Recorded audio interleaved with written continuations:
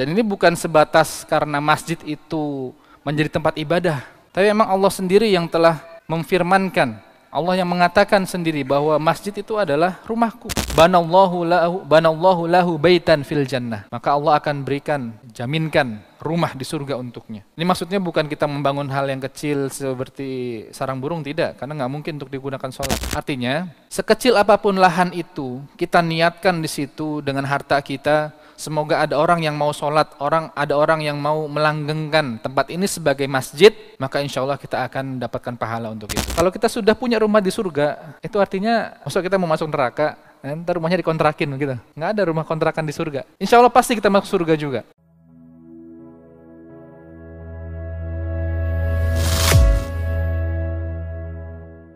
Jamaah yang dimuliakan Allah, kita sudah masuk ke beberapa bab yang kemarin telah kita bahas di bulan-bulan sebelumnya. Dan hari ini kita akan masuk ke dalam satu bab yang juga amat sangat penting. Karena ini berkaitan dengan kehidupan kita sehari-hari. Tempat yang kita duduki sekarang, yaitu masjid. Masjid menjadi tempat yang sangat mulia.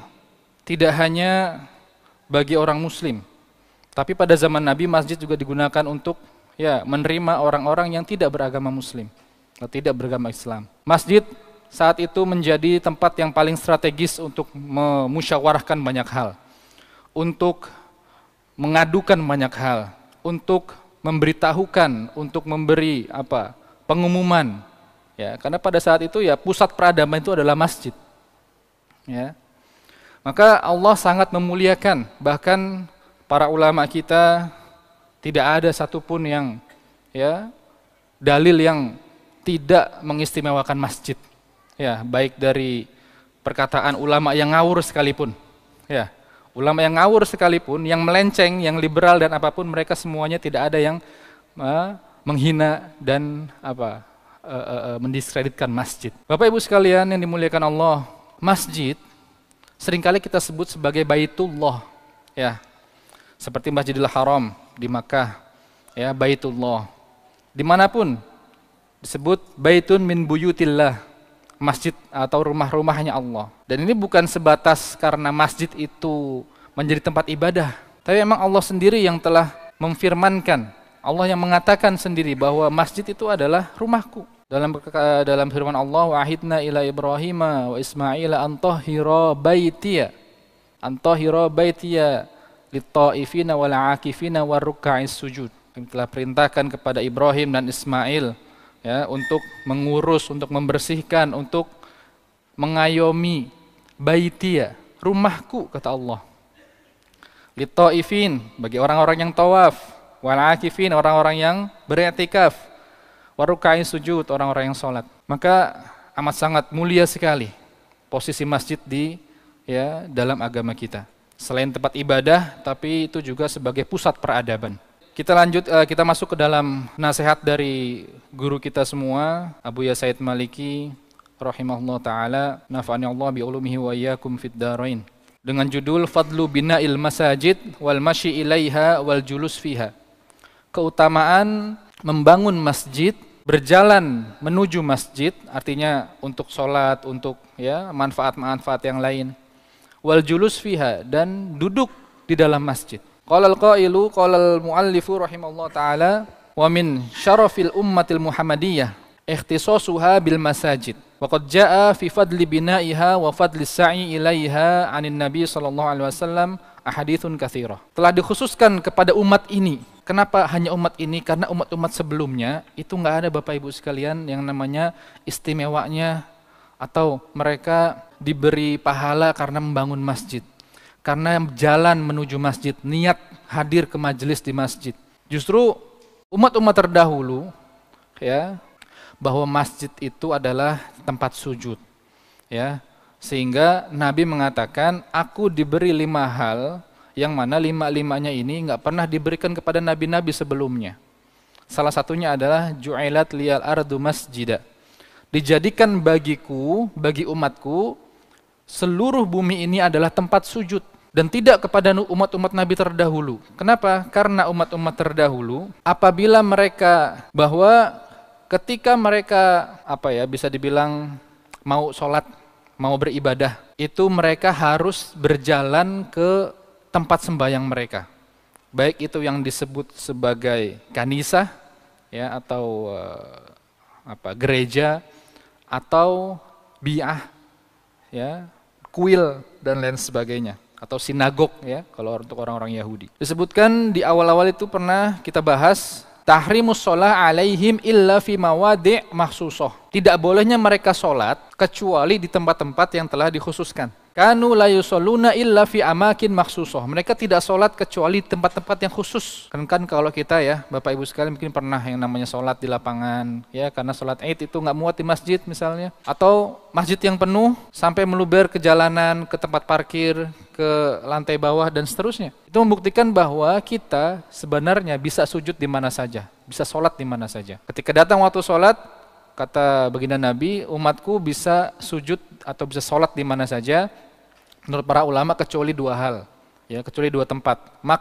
Tempat yang ada najisnya dan tempat yang ada kuburannya, maka itu dilarang untuk sholat di situ. Ini hadis atau penjelasan dalam kitab Fathul Bari disebutkan bahwa menurut riwayat Imam Al-Bazzar min hadits Ibnu Abbas radhiyallahu taala anhuma, walam yakun ahadun minal anbiya yusolli hatta yablugha mihrabahu. Tidak ada dari para nabi itu sholat kecuali mereka harus datang ke mihrabnya. Mihrab itu kayak gini ya, tempat ini kan mimbar ya, mihrab ya. Harus datang ke mihrabnya baru mereka bisa sholat, baru bisa beribadah. Amal ummah al-Muhammadiyah fa innallaha ja'ala lahal arda masjida. Ai maudhi'as shalah, la tahtasus shalah minha bi maudhi'in duna ghairihi kama tsabata fis shahih. Istimewa sekali umat ini. Ya betapa kita bisa sholat dimanapun. Nah ini lebih khusus lagi yaitu orang-orang yang mau membangun tempat untuk sholat. Ya, maka tadi disebutkan di awal binaul masjid. Jadi maksud dengan bina itu adalah membangun. Mayadullu fi fadli bina'il masjid.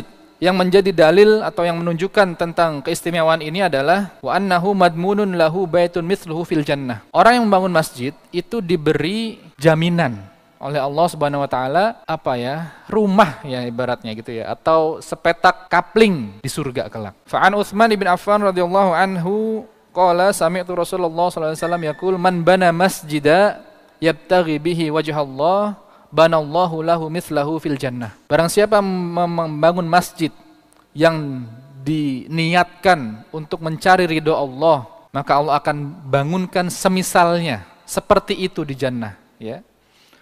Hadis riwayat Umar bin Khattab juga ada man bana masjida yuzkaru fihi ismullah banallahu lahu baitan fil jannah. Dan ini sangat banyak riwayat sekali. Ketika nanti kita cari kata baitan fil jannah, maka rata-rata ya banyak sih amal atau ibadah-ibadahnya banyak. Tidak hanya membangun masjid seperti sholat duha ya. Itu Allah janjikan rumah di surga ya. Kalau kita sudah punya rumah di surga, itu artinya maksud kita mau masuk neraka, ntar rumahnya dikontrakin gitu. Nggak ada rumah kontrakan di surga. Insya Allah pasti kita masuk surga juga. Nah hanya saja nanti jatah kita untuk membangun masjid itu seberapa? Apakah total harta wakaf? Apakah total harta kita semua? Apakah kita menyumbang ya di kas-kas masjid misalkan? Nah, sebatas itu nanti akan menjadi amal jariah untuk kita. Hadis riwayat Jabir juga demikian. Anna Rasulullah SAW qala man bana lillahi masjidan ya kamaf hasiqatatin au asghar. Nah ini lebih spesifik. Barang siapa yang membangun masjid meskipun sebesar lubang sarang burung. Bahkan di sini tidak disebutkan sarang burungnya. Lubang untuk menaruh telur burung. Kan lebih kecil tuh. Au asghar atau lebih kecil daripada itu, banallahu lahu baitan fil jannah. Maka Allah akan jaminkan rumah di surga untuknya. Ini maksudnya bukan kita membangun hal yang kecil seperti sarang burung, tidak, karena nggak mungkin untuk digunakan sholat. Artinya, sekecil apapun lahan itu, kita niatkan di situ dengan harta kita. Semoga ada orang yang mau sholat, ada orang yang mau melanggengkan tempat ini sebagai masjid, maka insya Allah kita akan dapatkan pahala untuk itu. Meskipun hanya 1-2 orang yang bisa muat di dalam tempat tersebut. Sangat sempit misalnya. Misalkan ada lahan di sebelah atau di rumah kita, ya kita punya pegawai, punya supir, punya ART dan lain sebagainya, kita bikinkan mereka untuk tempat sholat. Nih kalian sholat di sini ya, jamaah di sini, jangan sholat masing-masing di kamar, jamaah di sini. Nah insya Allah itu sudah ada bagiannya, meskipun hanya kecil saja. Atau kita lihat di mana gitu ya, di pojokan tempat parkir dan lain sebagainya tidak ada tempat sholat, kita beli sepetak tanah di situ untuk jadikan musola, maka insya Allah akan dapat pahalanya. Bapak Ibu sekalian yang dimuliakan Allah Subhanahu wa taala, masjid sangat dimuliakan, bahkan sampai-sampai Allah menaruh idzofah. Idzofah itu menyandarkan namanya, nama Allah kepada rumah baiti atau baitullah. Nah, dalam bahasa Arab, idzofah ada kalanya bermakna apabila itu disandarkan kepada Allah nih ya, itu seringkali dimaknai oleh para ulama itu dua hal. Apabila ini merupakan sifat yang tidak bisa terlepas dari Allah, dari zatnya Allah, seperti kalamullah, qudratullah, wajhullah, yadullah, yang mana artinya meskipun kadangkala harus kita takwil, seperti wajhullah, wajahnya Allah, kullu syai'in halikun illa wajhah kalau dalam Al-Quran. Maka kita harus takwil itu. Kita nggak bisa memaknai, oh wajah seperti manusia, ada mata, ada hidung, ada mulut. Tapi Allah yang mengatakan itu. Yadullah fauqa aidihim, tangan Allah. Nah, apabila idzofahnya semacam ini, yang tidak bisa dilepaskan dari Allah, maka dimaknai oleh para ulama bahwa itu adalah sifat yang menyatu dengan zatnya Allah dan tidak sama dengan siapapun atau apapun yang ada di dunia ini.